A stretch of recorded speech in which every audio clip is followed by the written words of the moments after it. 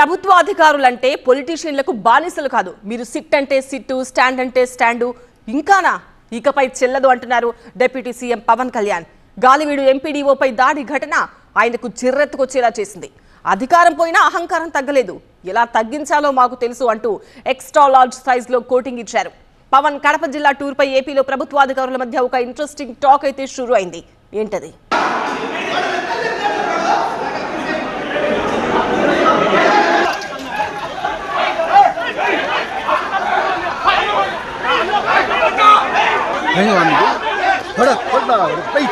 అన్నమయ్య జిల్లాలో గాలివీడు ఎంపీడీఓపై దాడి స్థానికంగానే కాదు, రాష్ట్ర వ్యాప్తంగా కలకలం రేపిన ఘటన ఇది.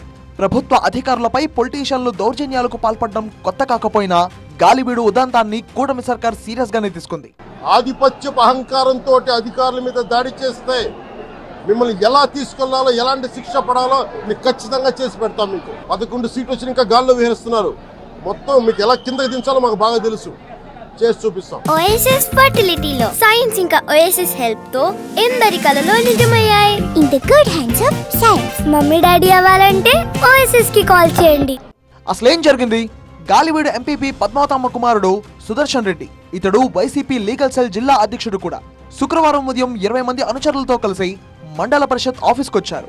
ఎంపీపీ ఛాంబర్ తాళం ఇవ్వాలని అడిగితే ఎంపీపీకి మాత్రమే ఇస్తామని ఎంపీడీఓ చెప్పడంతో ఇగో దెబ్బతిందో ఏమో ఒక్కసారిగా రెచ్చిపోయి మాకే ఎదురు చెప్తావా అంటూ జవహర్ బాబుపై మెరుపు దాడికి దిగారు. కుర్చీలో నుంచి కిందకు పడిపోయినా వదలకుండా ఆగకుండా కాళ్లతో తన్నుతూ పిడుగుద్దులు గుద్దారు. ఎంపీపీ కొడుకు సుదర్శన్ రెడ్డి, జల్లా సుదర్శన్ రెడ్డి, ఆయన వాళ్ళ అనుచరులను పెట్టి కీస్ కావాలా, ఎంపీపీ ఛాంబర్ కీస్ కావాలని చెప్పి నా దగ్గర పంపించారు.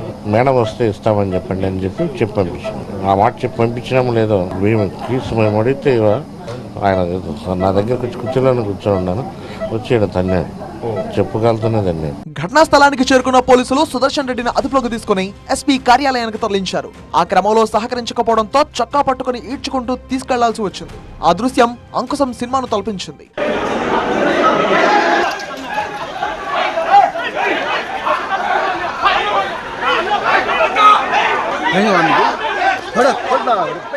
ఘటనపై వెంటనే స్పందించిన డిప్యూటీ సీఎం పవన్ కళ్యాణ్ కారకులపై కఠిన చర్యలు తీసుకుంటామని హెచ్చరించారు.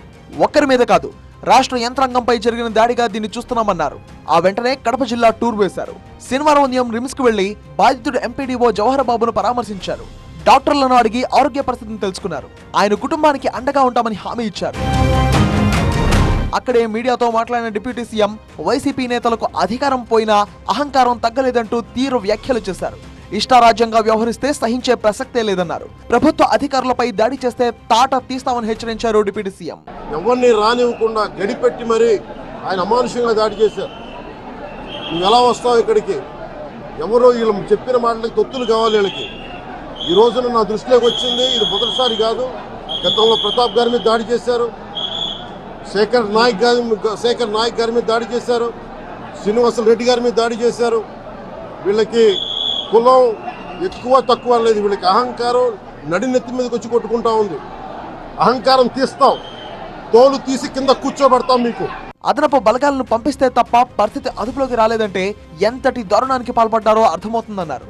రాయలసీమ యువత ఇటువంటి సమయాల్లో మేల్కోవాలని, సుదర్శన్ రెడ్డి లాంటి వాళ్లను నియంత్రించాలని పిలుపునిచ్చారు పవన్ కళ్యాణ్. ఇలాంటివి మళ్లీ చోటు చేసుకోకుండా అధికారులకు ఫ్రీ హ్యాండ్ ఇచ్చామన్నారు. ఉప ముఖ్యమంత్రిగా ఉండి నేను తప్పు చేసినా శిక్ష పడాలి అని చెప్పి అసెంబ్లీలో చెప్పిన వాడిని. అలాంటిది మీరు ఇష్టారాజ్యంగా కూర్చొని అధికార విధులు నిర్వహిస్తున్న వాళ్ళ మీద దాడి చేస్తే ఏమాత్రం ఉపేక్షించాం. ఎస్పీ గారికి చెప్పాం, కలెక్టర్ గారు దృష్టికి తీసుకొచ్చాం. కలెక్టర్ గారు కూడా ఇదే చెప్పారు. నిన్న పట్టగానే వెంటనే ఆయన విజయవాడలో ఉంటే ఆయన దృష్టికి తీసుకొస్తే వెంటనే ఎస్ఐని కానిస్టేబుల్స్ని పంపించిన సమస్య సాగల. అదనపు బలగాలతో సీఐతో వెళ్తే తప్ప పరిస్థితి కంట్రోల్లోకి రాలా. తర్వాత ఘటన జరిగిన ఎంపీడీఓ కార్యాలయానికి వెళ్లి డిప్యూటీ సీఎం పవన్ కళ్యాణ్ పరిశీలించారు. సిబ్బందితో మాట్లాడి ఏం జరిగిందో తెలుసుకున్నారు. ఎంపీపీ కార్యాలయాన్ని తాగుబోతులకు, సంఘ వ్యతిరేక కార్యకలాపాలకు అడ్డాగా మార్చారని, అందుకే తాళాలు ఇవ్వబోనని నెత్తి నోరు బాదుకున్నా ఫలితం లేకపోయింది. బూతులు తిడుతూ కుర్చీతో కొడుతూ వీరంగం క్రియేట్ చేశారు. 15 మంది మీద పడి 20 నిమిషాల పాటు గొడవ చేశారు. గుండెలపై తన్నారు అని వాపోతున్నారు బాధితుడు. సుదర్శన్ రెడ్డి పాల్పడ్డ దమనకాండను పోలీసులు కూడా సర్టిఫై చేశారు. ఎంపీడీఓ మీద అయితే ఖచ్చితంగా దాడి చేశారు. And it's a very bad incident wear MPDO was kicked, కింద పడే తర్వాత కుర్చీలతో కొట్టారని తెలుస్తుంది. కాబట్టి ఆ తర్వాత వాళ్ళ అనుచరులు టేబుల్ కూడా అతని మీద ఎత్తైపోతుంటే కన్సర్న్ ఫీల్డ్ అసిస్టెంట్స్ అడ్డుకున్నారన్నది that is our preliminary information. So it's a very bad incident. That is what has happened there. ఎంపీడీఓపై దాడి ఘటనలో ప్రధాన నిందితుడు సుదర్శన్ రెడ్డి సహా మొత్తం 13 మందిపై ఎస్సీ ఎస్టీ అట్రాసిటీ కేసు నమోదైంది. సుదర్శన్ రెడ్డితో పాటు 3 అదుపులోకి తీసుకున్నారు పోలీసులు. ఇంకా 9 మంది పరారీలో ఉన్నారు. నా 30 ఏళ్ల సర్వీస్ లో ఇటువంటి దురాగతాన్ని చూడనే లేదు అంటూ షాక్ నుంచి ఇప్పుడిప్పుడే తేరుకుంటున్నాడు జవహర్ బాబు. డిప్యూటీ సీఎం వెంటనే స్పందించడం ద్వారా తన లాంటి ఎంతో మంది ప్రభుత్వ ఉద్యోగులకు భరోసా దొరికిందన్నారు బాధితుడు జవహర్ బాబు. అటు ప్రభుత్వ అధికారుల పక్షాన గట్టిగా నిలబడతామని కూటమి సర్కార్ తరఫున సంకేతాలు ఇచ్చారు పవన్ కళ్యాణ్.